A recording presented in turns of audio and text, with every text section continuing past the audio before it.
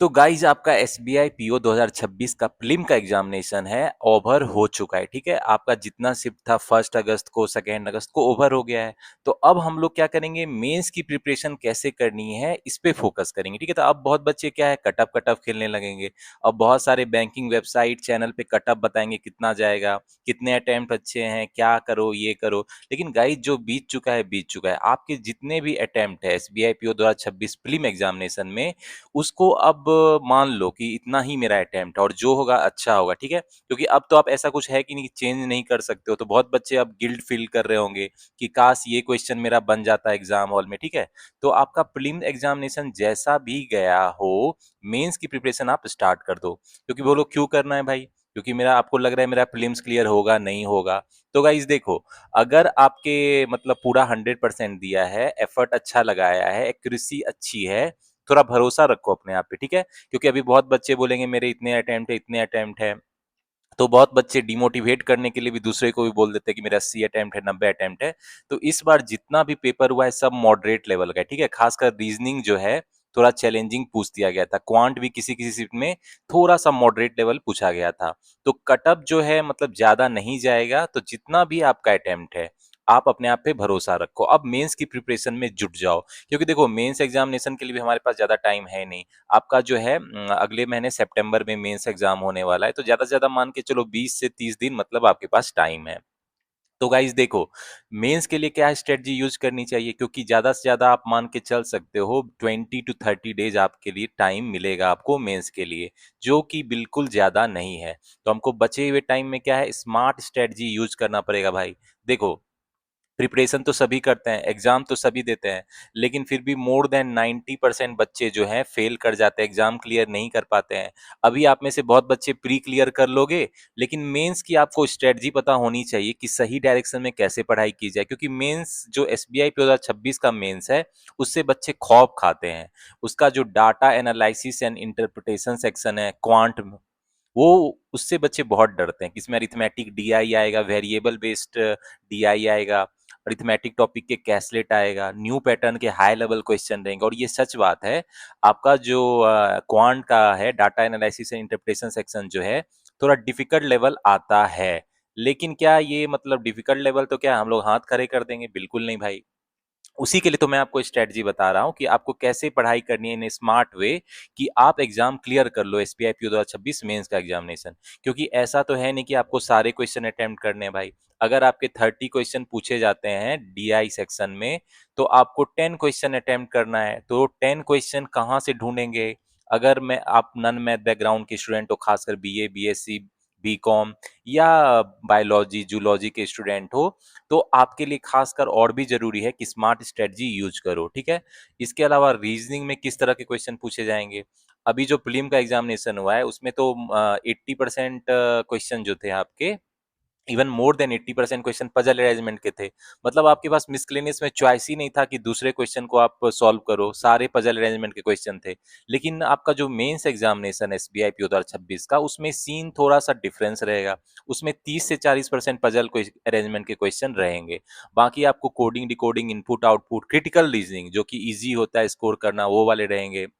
इसके अलावा मिसलेनियस के इनपुट आउटपुट और भी जो मिसलेनियस के क्वेश्चन है वो भी रहेंगे। तो आपके पास ऑप्शन रहेगा भाई कि पजल अरेंजमेंट अगर आपकी नहीं सॉल्व कर पाते हो, 3 4 वेरिएबल वाला, तो और भी ऑप्शन रहेंगे। तो हम लोग उसको एक्सप्लोर करेंगे भाई कि उसमें हम लोग रीजनिंग में कैसे मेंस में अच्छा स्कोर कर सकते हैं। इसके अलावा इंग्लिश, अब बहुत बच्चे बोलेंगे इंग्लिश तो बस 20 मार्क्स का है, तो इसमें क्या दम लगाए। तो नहीं, ऐसा नहीं है। आपको सारे सेक्शन में भी अच्छे मार्क्स लाने पड़ेंगे, क्योंकि सेक्शनल कटअप मेंस में रहता है एसबीआई पीओ एग्जाम का। प्रीलिम्स में नहीं रहता है, लेकिन मेंस में जो है आपको सेक्शनल कटअप क्लियर करना होगा। तो सारे सेक्शन में मिनिमम स्कोर तो आपको लाना ही है। ठीक है, तो इंग्लिश को स्कोर बिल्कुल मत करो। और प्रीवियस जब एसबीआई 2025 का एग्जाम हुआ था तो इंग्लिश एक्चुअली इजी आया था। ठीक है, तो 20 मार्क्स में आप 12+ मार्क्स तक ला सकते हो। मैं आपको वो स्ट्रेटजी बताने वाला हूँ गाइज। इसके अलावा जो जनरल अवेयरनेस है, वो इस बार के एग्जाम में गेम चेंजर होने वाला है। देखो, आपका जो क्वांट है रीजनिंग है, वो तो आपको मॉडरेट टू डिफिकल्ट लेवल आएगा। इंग्लिश भी मतलब थोड़ा इजी आता है, लेकिन उसके मार्क्स वेटेज कम है। लेकिन जनरल अवेयरनेस का वेटेज भी ज्यादा है, और ये जो है इजी टू स्कोर भी है related to quant and reasoning, क्योंकि बस आपको मेमोराइज करना है। आपको कैसे जीए में भी अच्छा स्कोर कर सकते हो, उसके रिगार्डिंग में भी आपको स्ट्रेटजी बताऊंगा।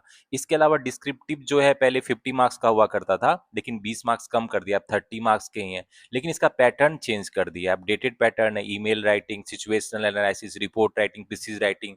तो उसके रिगार्डिंग आप कैसे मतलब ज्यादा स्कोर कर सकते हो डिस्क्रिप्टिव में, उसकी भी स्ट्रेटजी बताऊंगा। तो गाइज आप में से बहुत लोग जो है मेरे चैनल पे नए जुड़े हो, तो उनको 80-20 प्रिंसिपल का पता नहीं है। जो भी टॉपर्स होते हैं ये 80-20 प्रिंसिपल यूज करते हैं। तो बहुत बच्चों को 80-20 प्रिंसिपल पता ही नहीं है। तो जो भी मेरे चैनल पे नए हो, उनको मैं आज बताऊंगा कि 80-20 प्रिंसिपल को एसबीआई पीओ 2026 मेंस एग्जाम में आप कैसे यूज कर सकते हो, ठीक है। क्योंकि भाई देखो, पढ़ाई फिर से मैं कहता हूँ सब करते हैं, मेहनत सभी करते हैं, लेकिन कामयाब कुछ ही लोग होते हैं। तो वही जो स्ट्रेटजी होती है 80-20 प्रिंसिपल, जिसको आप बोल सकते हो स्मार्ट स्टडी मेथड, तो वो मैं आज आपको बताने वाला हूँ, ठीक है। तो इस वीडियो को एंड तक जरूर देखना। तो आपको जो है एसबीआई पीओ 2026 मेंस एग्जामिनेशन की प्रिपरेशन की सही गाइडेंस मिलेगी, जिससे कि आप एग्जाम बिल्कुल क्लियर करोगे, अगर जो भी मैं बता रहा हूँ उसको आप फॉलो करोगे, ठीक है। तो गाइज ये वीडियो बिगिनर्स के लिए भी है, जो पहली बार एसबीआई पीओ 2026 का मेंस एग्जाम देंगे, ठीक है। और रिपीटर्स के लिए भी, जो प्रीवियसली बहुत एग्जाम क्लियर किए लेकिन मेंस में आके फंस जाते हैं, तो उनके लिए भी ये वीडियो है, ठीक है। तो गाइज चलो इस वीडियो को स्टार्ट करते हैं और देखते हैं कि क्या जो बेस्ट स्ट्रेटजी है आपके लिए एसबीआई पीओ 2026 मेंस में, जिससे कि आप क्लियर कर लो, अच्छे मार्क्स लाओ और फाइनल सिलेक्शन एसबीआई पीओ 2026 में लेके रहो, ठीक है। तो गाइस सबसे बड़ा सवाल होता है कि एसबीआई पीओ 2026 के मेंस में डिफरेंट सब्जेक्ट में किस तरह के क्वेश्चन पूछे जा सकते हैं, ठीक है।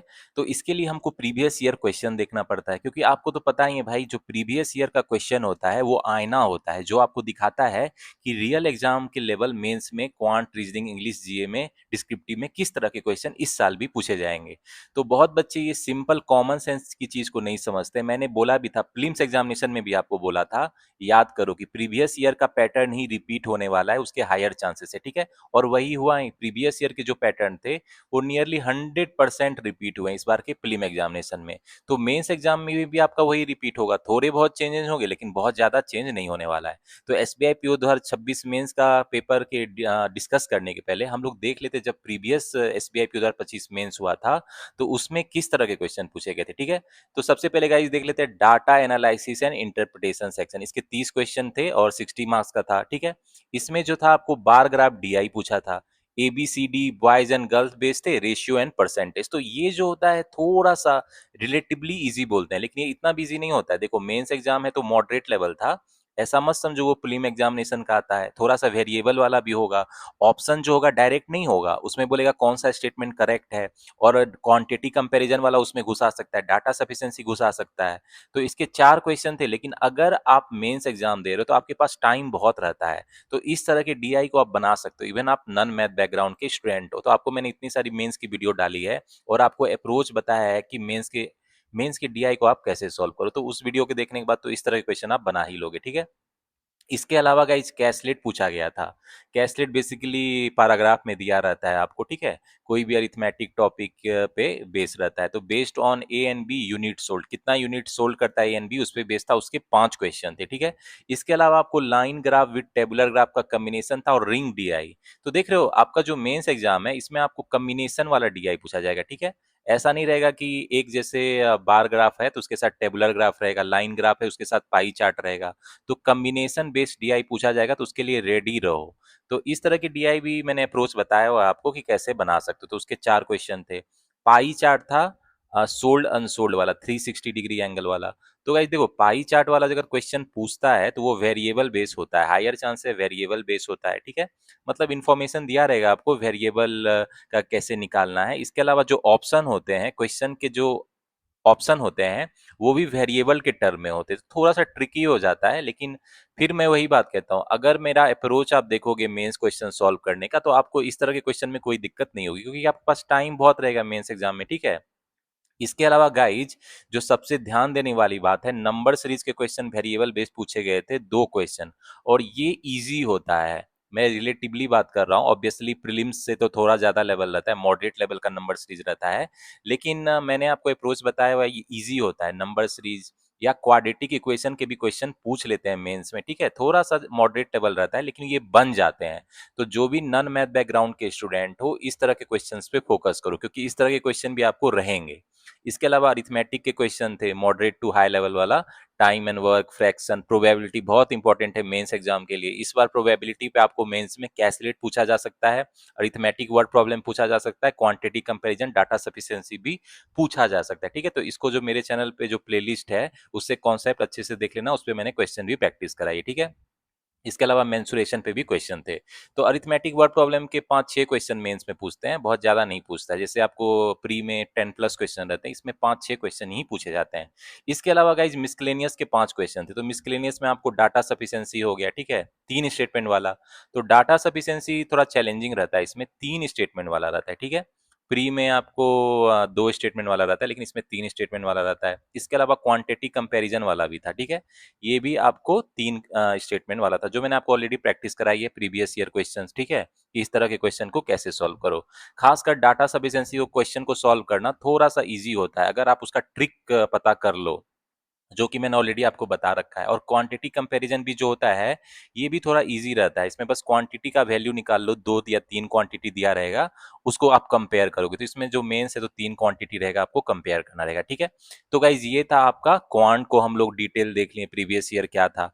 अब देखते हैं रीजनिंग। तो रीजनिंग में आपके जो हैं, क्या थे भाई, डेजिग्नेशन बेस्ड पजल था 7% 3 क्वेश्चन थे। तो इसमें जो पजल एंड अरेंजमेंट पूछा जाता है, इसका जो लेवल होता है वो मॉडरेट टू हाई लेवल होता है, ठीक है? तो गाइज मैं कहूंगा मेक श्योर कि आप जो अदर्स क्वेश्चन है उस पर ज्यादा फोकस करो। अगर इसमें से एक भी पजल बना लोगे तो वो बहुत बड़ी बात है, मतलब आपका एग्जाम क्लियर हो ही जाएगा, ठीक है? तो इसमें बेसिकली फ्लोर बेस्ड पजल पूछा था, 10% था, 5 फ्लोर था। तो इसमें 3 से 4 वेरिएबल वाले पजल अरेंजमेंट के क्वेश्चन रहते हैं, थोड़ा सा मॉडरेट टू डिफिकल्ट लेवल रहता है, ठीक है? इसके अलावा floor and floor flat based puzzle था, 3 फ्लोर था, 2 फ्लैट था, ये थोड़ा सा रिलेटिवली मॉडरेट था, ये बना सकते थे, 3 क्वेश्चन था इस पे। इसके अलावा डाटा सफिशिएंसी, मेंस में जो रीजनिंग में डाटा सफिशिएंसी के भी क्वेश्चन पूछे जाते हैं, 3 क्वेश्चन थे, तो ये भी ध्यान में रखना आप, इस तरह के क्वेश्चन आप बना सकते हो। इसके अलावा ईयर बेस पजल था विद ब्लड रिलेशन। तो देख रहे हो, ब्लड रिलेशन के साथ कॉम्बो में पूछा गया, इसके भी 5 क्वेश्चन थे। इसके अलावा कोडेड डायरेक्शन डिस्टेंस था। तो ये जो क्वेश्चन है, ये क्वेश्चन बनाने का आप ट्राई करोगे, कोडेड डायरेक्शन डिस्टेंस बन जाता है, ठीक है? और सबसे जो मतलब इजी होता है मेंस एग्जाम में रीजनिंग में, वो है लॉजिकल बाई क्रिटिकल रीजनिंग। अब मैं इजी बोल रहा हूँ, लेकिन आपकी अगर रीडिंग कंप्रीहेंशन अच्छी है, कंप्रीहेंशन स्किल अच्छी है, इन्फेरेंस कर पाते हो पर लंबे चौड़े पैराग्राफ पढ़ के, तो इसको आप कर लोगे। इसमें स्टेटमेंट, कंक्लूजन, कॉज, इफेक्ट, ये वाले क्वेश्चन रहते हैं। तो एक पैराग्राफ दिया रहेगा, उससे आपको पढ़ के इन्फेरेंस करना होगा। तो इसके 11 क्वेश्चन थे, इतने ज्यादा क्वेश्चन, और ये जो होता है इजी टू स्कोर होता है। तो क्रिटिकल रीजनिंग जो है आप अच्छे से कर लेना। इसके जो होते हैं इंग्लिश के रीडिंग कंप्रीहेंशन जैसे ही रहते हैं, इसको मतलब लॉजिकल रीजनिंग भी बोलते हैं इसको। इसके अलावा गाइज इनपुट आउटपुट के क्वेश्चन थे, वर्ड एंड नंबर बेस। तो इस तरह का क्वेश्चन भी जो होता है रिलेटिवली जो होता है इजी होता है। इस तरह के क्वेश्चन को ज्यादा प्रैक्टिस कर लेना, क्योंकि इस पे आपको 4-5 क्वेश्चन आराम से बन जाएंगे। कोडिंग डिकोडिंग भी था, न्यू पैटर्न, तो ये भी कर सकते हो। तो ये सब जो क्वेश्चन है, ये मैं इजी बोल रहा हूँ, एग्जाम लेवल मॉडरेट होता है, लेकिन रिलेटिवली बोल रहा हूँ। पजल अरेंजमेंट के कंपैरिजन में जो है, ये सब क्वेश्चन इजी होता है। जैसे ये वाला आपका एरिया है, ये इजी है। तो इसके देखो 3 क्वेश्चन, 11 3 14, 4 18 3 21, मतलब 50% जो क्वेश्चन है आपके इससे रहते हैं। तो इसको आप बिल्कुल कर सकते हो।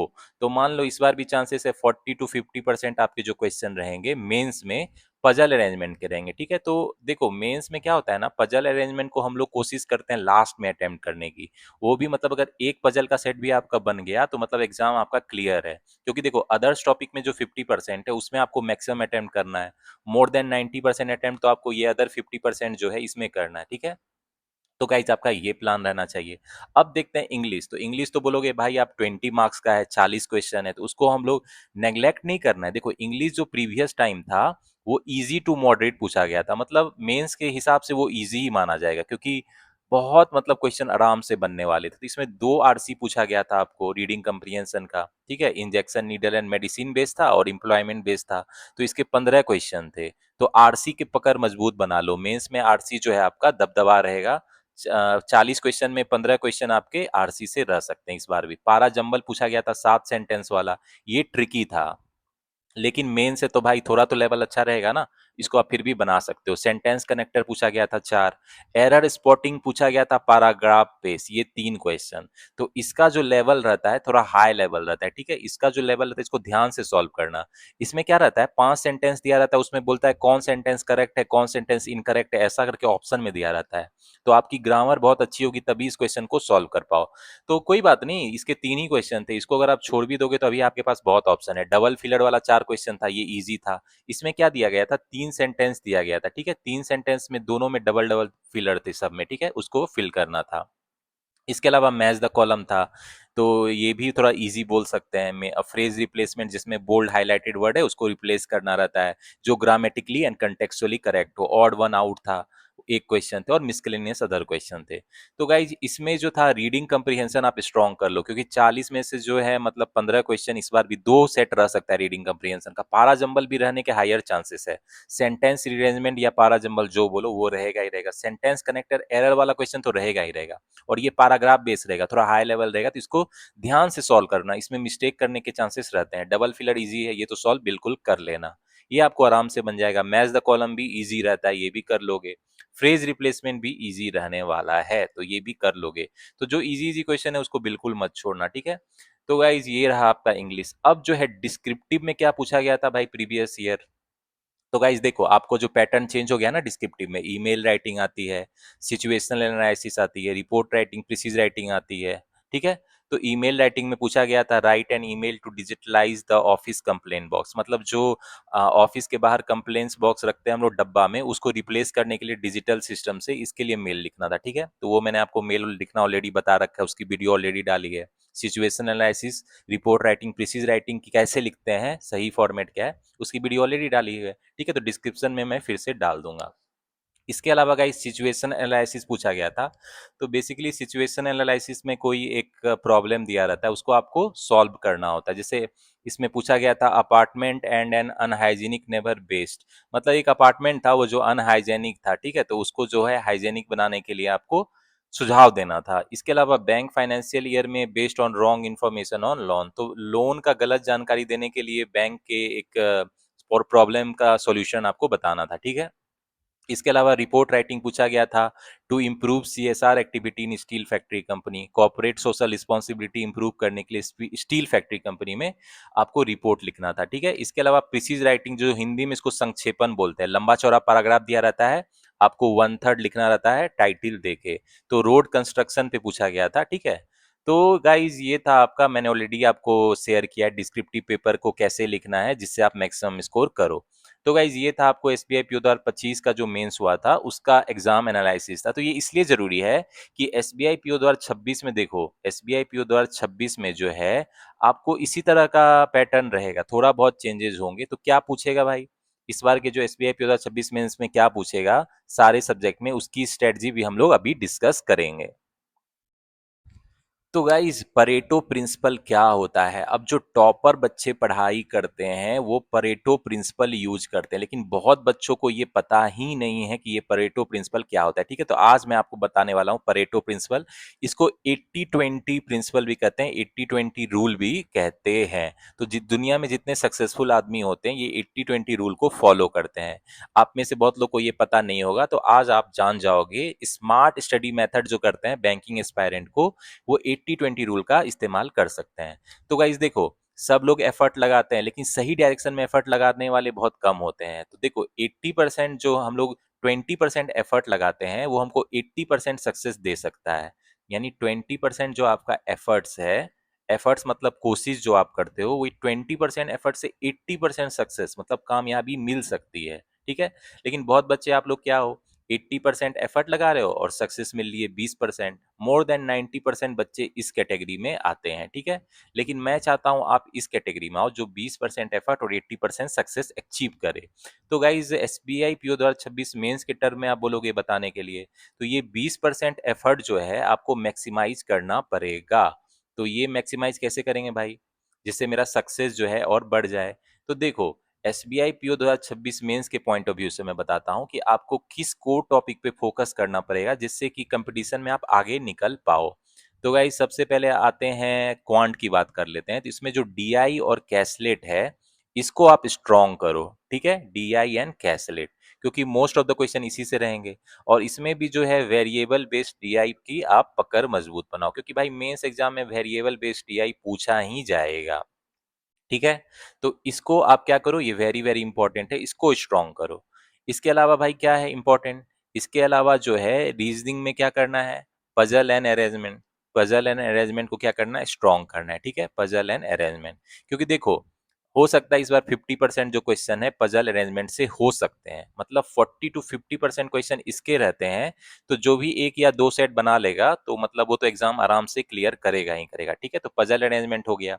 इसके अलावा क्रिटिकल रीजनिंग, बहुत बच्चे इसको, ये बहुत इजी टू स्कोर है मेंस में, बहुत बच्चे इसको क्या करते हैं, इस पे हार्ड वर्क नहीं करते हैं। Actually critical reasoning easy to score है, क्योंकि देखो आपका पजल एनालाइजमेंट तो भाई हाई लेवल आएगा, ठीक है, मॉडरेट टू हाई लेवल रहेगा। तो आप ढूंढोगे कि अदर्स में क्या अच्छा ऑप्शन है भाई, तो क्रिटिकल रीजनिंग इजी होता है। और इसके जो है प्रीवियस ईयर 10+ क्वेश्चन पूछे गए थे, ठीक है, तो इस पे आप अच्छी पकड़ बना लेना, ठीक है। तो स्मार्ट बच्चे जो भी होंगे इस पे ज्यादा फोकस करेंगे। इसके अलावा इंग्लिश में जो है रीडिंग कंप्रीहेंशन जो है वो हाई स्कोरिंग वेटेज टॉपिक है। तो रीडिंग कंप्रीहेंशन आप बहुत स्ट्रांग कर लेना और मॉडरेट लेवल रीडिंग कंप्रीहेंशन की प्रैक्टिस करना। इसके 2 सेट पूछे जा सकते हैं और 15+ क्वेश्चन आप एक्सपेक्ट कर सकते हो इस बार के भी एसबीआई पी 2026 मेंस में, ठीक है। तो गाइज देखो जो समझदार बच्चे हैं वो DI caselet, puzzle arrangement, critical reasoning, reading comprehension पे अच्छे से तैयारी करेंगे, ठीक है। इसके जो है हाई लेवल न्यू पैटर्न के क्वेश्चन सॉल्व करेंगे जो पूछा जाता है आपको आज के मेंस एग्जामिनेशन में, ठीक है, high level new pattern question, ठीक है। तो उसके लिए आपको जो क्वांट में high level new pattern question तो मैं कराता हूँ, रीजनिंग में भी अच्छे सोर्सेस मैं आपको बताऊंगा, क्रिटिकल रीजनिंग कहाँ से कर सकते हो ऑलरेडी मैंने शेयर किया हुआ है। इसके अलावा रीडिंग कंप्रिहेंशन के सेट आपको कहाँ से पीडीएफ मिलेंगे वो भी मैं आपको बता दूंगा, ठीक है। तो गाइज जो बच्चे इन टॉपिक पे मजबूती कर लेते हैं वो मोर देन 50% क्वेश्चन तो ऐसे ही सॉल्व कर सकते हैं मेन एग्जामिनेशन में, ठीक है।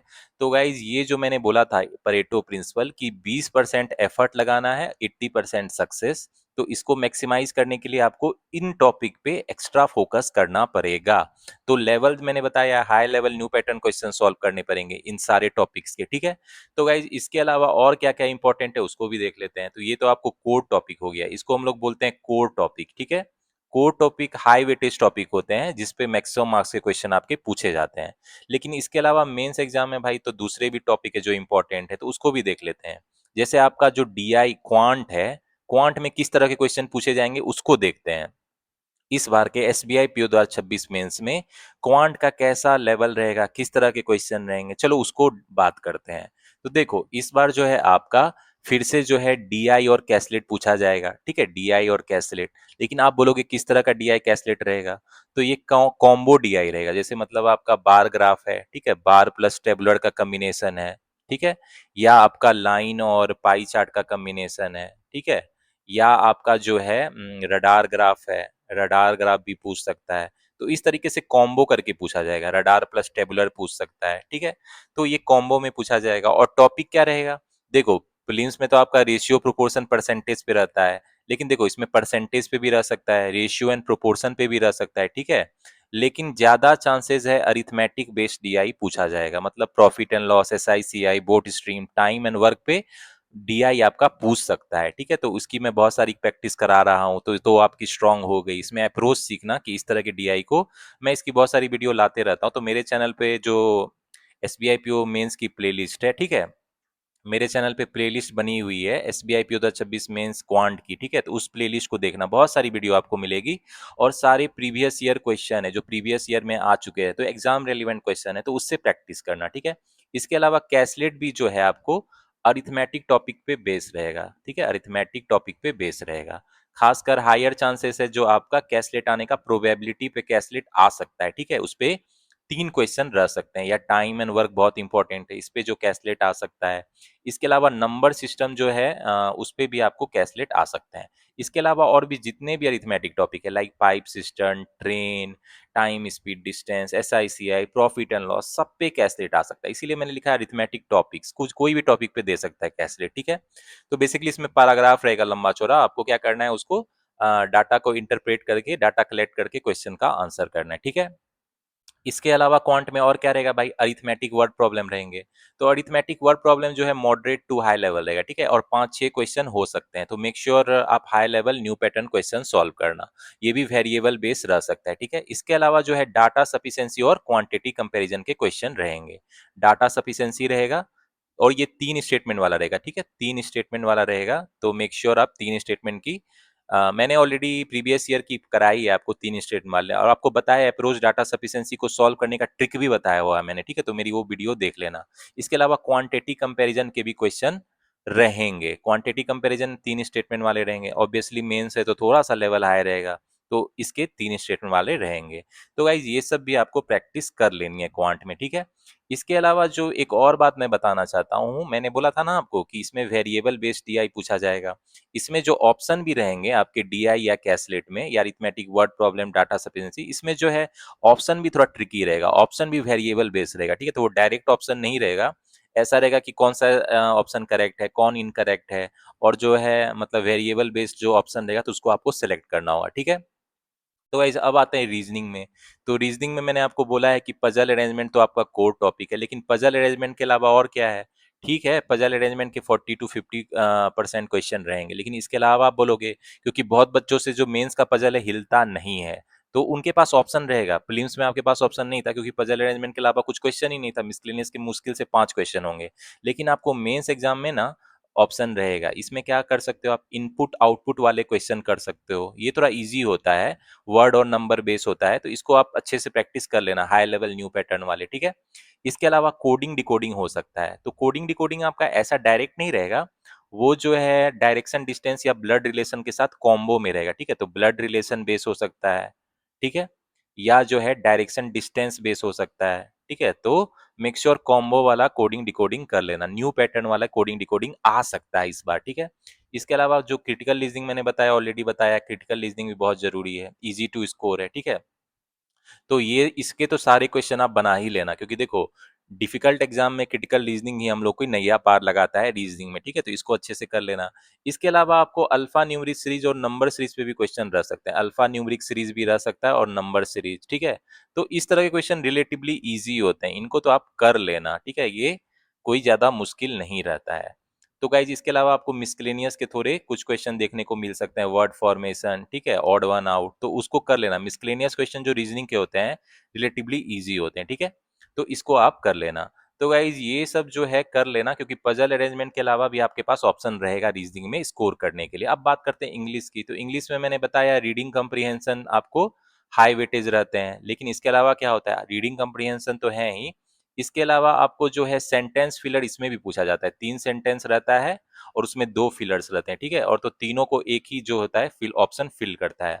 तो ये 3 सेंटेंस बेस हो सकता है, 3 सेंटेंस बेस, ठीक है। इसके अलावा और क्या होता है, सेंटेंस कनेक्टर वाला भी पूछता है, सेंटेंस को जो कनेक्ट करने वाला रहता है उसका भी पूछता है। इसके अलावा फ्रेज रिप्लेसमेंट आपको पूछता है, फ्रेज रिप्लेसमेंट बोल्ड में दिया रहेगा और आपको क्या करना होगा, रिप्लेस करना होगा जो ग्रामेटिकली और कंटेक्चुअली करेक्ट हो। इसके अलावा match the column previous year में बहुत पूछा गया था, तो मैच द कॉलम अच्छे से करना, इस बार भी आने के बहुत हायर चांसेस हैं। थोड़ा सा मॉडरेट लेवल रहेगा, लेकिन फिर भी आप कर लोगे। और क्या रह सकता है भाई, क्लोज टेस्ट रह सकता है, पैराग्राफ में जो फिल इन द ब्लैंक्स होते हैं, और पारा जंबल्स तो रहेंगे ही रहेंगे, पारा जंबल्स बिल्कुल मान सकते हो, नियरली 100% चांस है, रहेंगे ही रहेंगे। इसको मतलब थोड़ा सा फॉर्मेट चेंज करके सेंटेंस रीअरेंजमेंट वाला भी क्वेश्चन दे देता है, ठीक है, तो इसको प्रैक्टिस कर लेना। इसके अलावा जो सबसे चैलेंजिंग क्वेश्चन होता है इंग्लिश के मेंस में, वो है एरर वाला क्वेश्चन। तो एरर वाला क्वेश्चन जो होता है वो पैराग्राफ बेस होता है, ठीक है, तो उसमें आपको 5 सेंटेंस दिया रहेगा, 5, तो उसमें आपको आइडेंटिफाई करना होगा कि मतलब उसमें से कौन सा करेक्ट है कौन इनकरेक्ट है, थोड़ा सा इसका लेवल जो है हाई रहता है, मॉडरेट टू हाई लेवल रहता है, ठीक है। तो इस तरह के क्वेश्चन को बहुत ध्यान से सॉल्व करना, अगर आप बिल्कुल श्योर हो तभी टिक मारना, वरना आपके रॉन्ग हो सकते हैं। इसमें आप क्लोज टेस्ट इजी होता है ये करना, मैच द कॉलम इजी होता है इसको पहले कर लेना, फ्रेज रिप्लेसमेंट, सेंटेंस कनेक्टर और सेंटेंस फिलर जो है ये थोड़ा रिलेटिवली इजी होता है। इसके अलावा पारा जंबल सेंटेंस में थोड़ा ट्रिकी होता है, तो इसमें थोड़ा सावधानी से सॉल्व करना, ठीक है। क्योंकि ये 7 to 8 सेंटेंस बेस होता है, ठीक है। प्रीवियस ईयर में 7 सेंटेंस बेस था, मे बी इस बार 8 सेंटेंस दे दे, तो थोड़ा सा मतलब लेवल इसका ज्यादा रहता है, ठीक है। तो गाइज ये हो गया आपका इंग्लिश। अब आता है जनरल अवेयरनेस, जो गेम चेंजर होने वाला है। अब इसकी बात कर लेते हैं। जनरल अवेयरनेस में आप क्या करोगे भाई, तो 60 मार्क्स है भाई आपका जनरल अवेयरनेस, और ये गेम चेंजर होने वाला है। तो इसमें किस तरह के क्वेश्चन पूछेंगे, देखो बैंकिंग अवेयरनेस का क्वेश्चन ज्यादा रहेगा, बैंकिंग अवेयरनेस जो रहेगा उसके क्वेश्चन ज्यादा रहेंगे।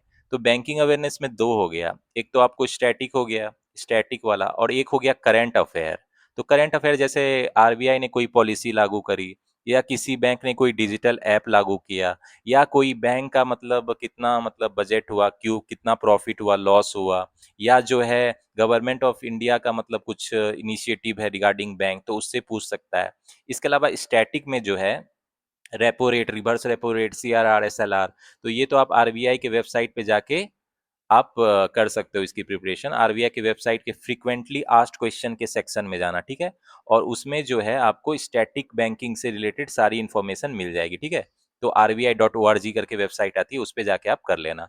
तो बैंकिंग अवेयरनेस पूछे जाएगी। इसके अलावा करंट अफेयर्स में नॉर्मल जो है नेशनल न्यूज, इंटरनेशनल न्यूज पूछे जाएंगे, इंडिया वाला न्यूज है या विदेश का न्यूज है, इंटरनेशनल। अभी कॉमनवेल्थ गेम्स हुआ है तो इससे रिगार्डिंग पूछ सकता है, स्पोर्ट्स वाला पूछेगा, ठीक है।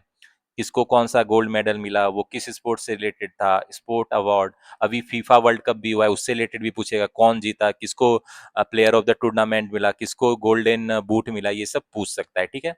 इसके अलावा जो है आपका जो स्टैटिक है इसमें भी पूछ सकता है, लाइक इस कंट्री का कैपिटल क्या है, ये रिवर कहाँ बहती है, तो स्टैटिक भी कर लेना।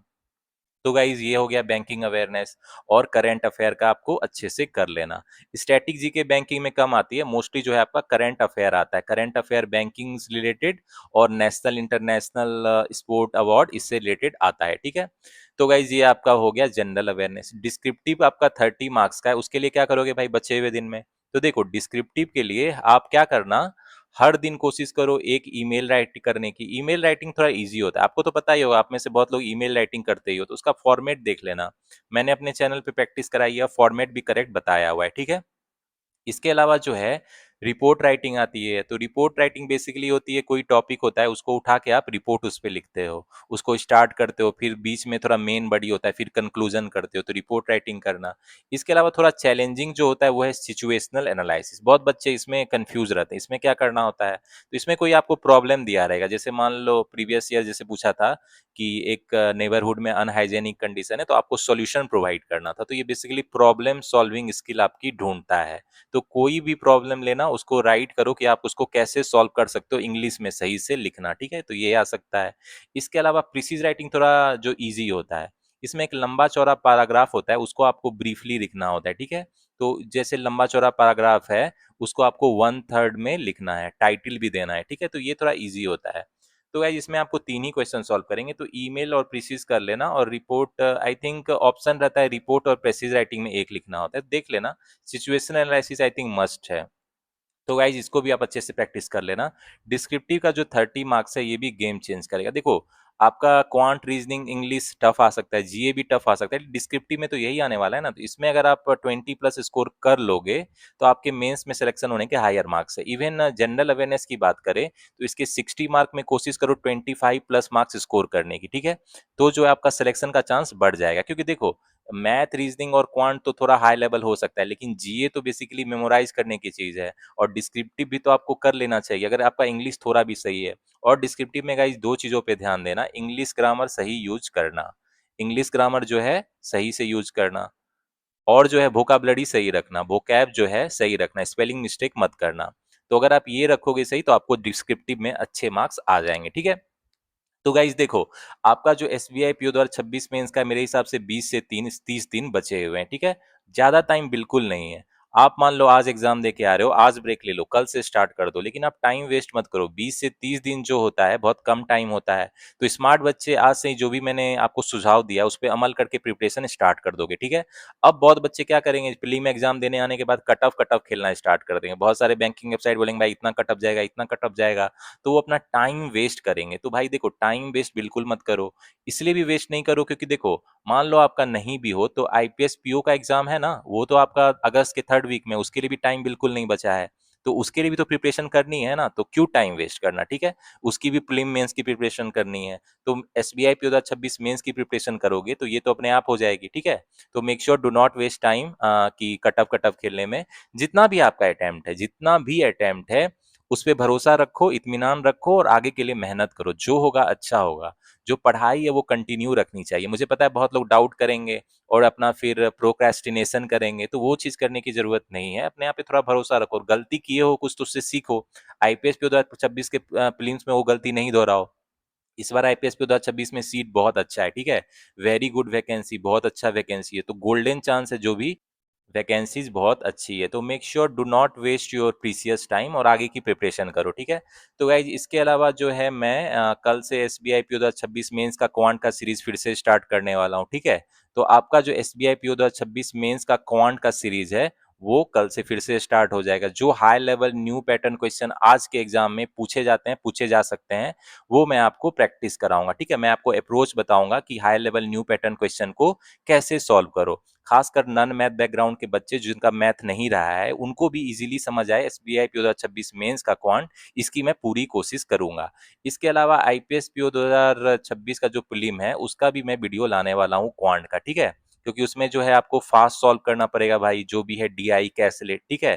तो उसका जो प्रीलिम्स का फास्ट मैथ का भी मैं वीडियो लाने वाला हूँ। DI caselet, arithmetic, word problem, number series, quadratic equation, approximation, simplification, सबको जो है आप स्पीड में कैसे सॉल्व करो अलोंग विथ एक्यूरेसी, ठीक है। तो उसकी भी बहुत सारी वीडियो आएगी। तो गाइज आप लोग जो है प्रिपरेशन की रफ्तार बढ़ाओ। मेरी भी जो है एसबीआई पी 2026 की सीरीज आने वाली है, आईपीएस पी 2026 की सीरीज आने वाली। इसके अलावा आईपीएस पीओ क्लर्क की भी मैं, आईपीपीएस क्लर्क की वैकेंसी नोटिफिकेशन आ चुकी है, बहुत अच्छी वैकेंसी है, ठीक है। तो इसकी भी मैं स्ट्रेटजी वाली वीडियो जल्द लाने वाला हूँ, ठीक है। तो मेरे साथ बने रहना। कुछ ही दिन में ये आपको स्ट्रेटजी वाली वीडियो आ जाएगी कि आपको प्री और मेंस की प्रिपरेशन कैसे करनी है, ठीक है। डिटेल में बताऊंगा, अच्छे से बताऊंगा। इवन दो बिगिनर जो है उनको भी अच्छे से समझ में आ जाए और वो सही तरीके से पढ़ाई की स्टार्ट कर सके, ठीक है। तो इसकी नोटिफिकेशन आ चुके, उसकी वाली भी वीडियो में लाने की कोशिश करूंगा। तो गाइज अभी आपकी बहुत सारी एग्जाम ऑन द कॉर्नर है, डू नॉट गेट डिमोटिवेटेड। और अभी ये मतलब प्रोकास्टिनेशन में टाइम वेस्ट नहीं करो, क्या कट ऑफ जाएगा। आगे की प्रिपरेशन कंटिन्यू रखो। एम रखो कि 2026 में हम लोग जॉब लेके रहेंगे, ठीक है। और 100% एफर्ट लगाओ एवरी टाइम। कॉन्फिडेंस रहो और अपना बेस्ट एफर्ट दो, जरूर सक्सेस मिलेगी, ठीक है। तो गाइज होपफुली आज का वीडियो आपको हेल्प करेगा एसबीआई पीओ 2026 मेंस का प्रिपरेशन स्टार्ट करने में। क्वांट, रीजनिंग, इंग्लिश, जीए, डिस्क्रिप्टिव में क्या करना है अब आपको आइडिया लग गया होगा, ठीक है। तो गाइज अगर आपकी अभी भी कोई क्वेरी होगी, कोई सॉल्यूशन मतलब प्रॉब्लम होगा, तो मुझसे कमेंट सेक्शन में बेझिझक पूछ लेना, ठीक है। कोई भी हो, बिगिनर हो, रिपीटर हो, मुझसे बेझिझक पूछ लेना, अपना डाउट को क्लियर कर लेना, ठीक है। तो गाइज चलो मिलते हैं नेक्स्ट वीडियो में। अभी बहुत सारी क्वांट की मेंस की वीडियो आने वाली है, उससे अच्छे से प्रैक्टिस करना, और आईपीएस पीओ प्रीलिम्स की भी बहुत सारी वीडियो आएगी, ठीक है। तो अपना प्रिपरेशन आप कंटिन्यू रखो, फास्ट पेस में रखो, ठीक है। क्योंकि एग्जाम में इस बार अच्छा करना ही करना है, आईपीएस पीओ जो कमिंग एग्जामिनेशन है। तो गाइज चलो मिलते हैं नेक्स्ट वीडियो में। All the best.